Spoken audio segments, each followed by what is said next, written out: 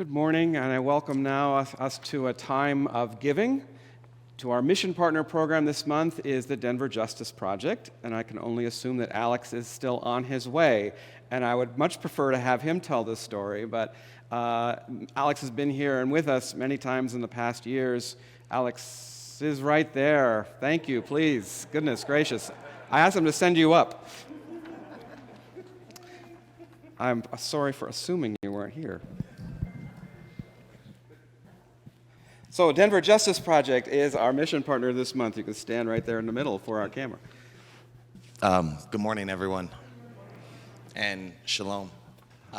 Pastor David, for one, before I start, I want to just say thank you for everything that not only Pastor David, but this church has offered both myself, my family, the community, and Denver Justice Project. Not only being a mission partner, but we've been able to host and facilitate numerous trainings in this space, not just Denver Justice Project, but other community partners as well, as I'm sure you all know.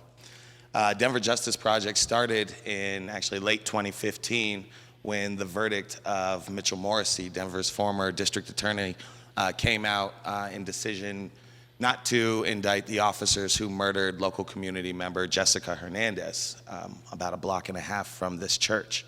And on the way over here this morning, every time I come here and I'm with my daughter, she's in the children's Sunday school right now, we walk past Jessica Hernandez's resting place, and she always asks me different questions about what happened. And today she asked me, well, why did they even feel the need to call the police? You know, this is a 7-year-old who's asking this question. And that is a question that still today puzzles many people in this very community. Why did individuals who lived right there in that neighborhood feel the need to call the police on a car full of juveniles who were sleeping in the vehicle in an alleyway?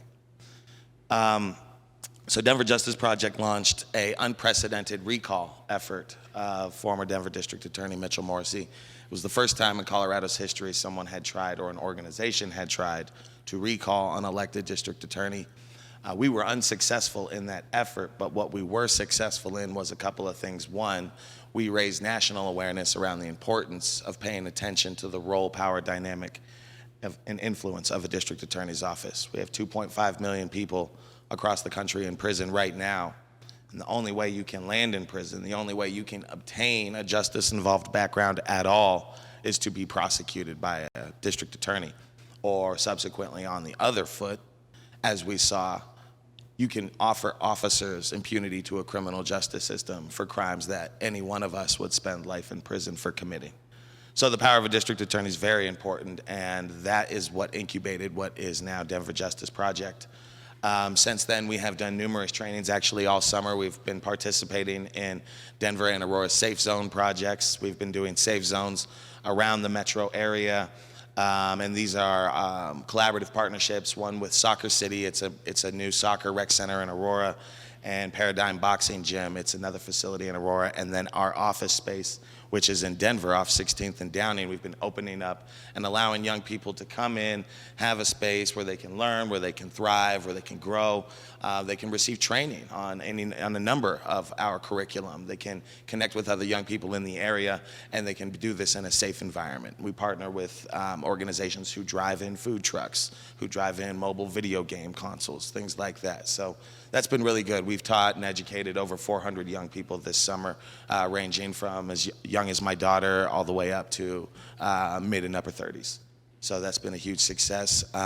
We also recently hired a first ever paid executive director for the organization, and we also officially have a board made up of 9 people currently. So Denver Justice Project definitely sees a bright future, not only for us, but for our collaborative partners and our community members.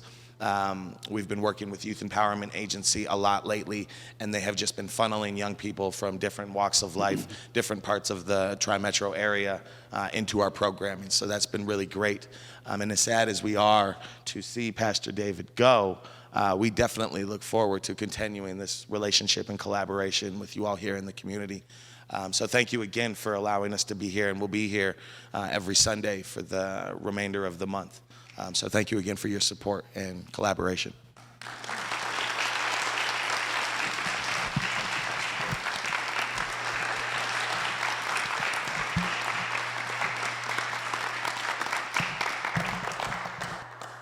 I'm so glad you are here today. It means a lot to me. And as we do every month with a different mission partner, I invite you to support the organization as well as the mission and ministry of our church, which in a period of transition requires the dedicated, continuing support of members and friends. We do not pass the offering plate anymore, so when you leave, there's a basket in the back if you want to leave a donation in it, or if you want to use your smartphone, you can go to the QR code that's right in your bulletin here. Go as though you're opening your camera. It'll take you directly to the link to give on our website, or for you at home, go to our website, Park Hill UCC, and we appreciate your gifts.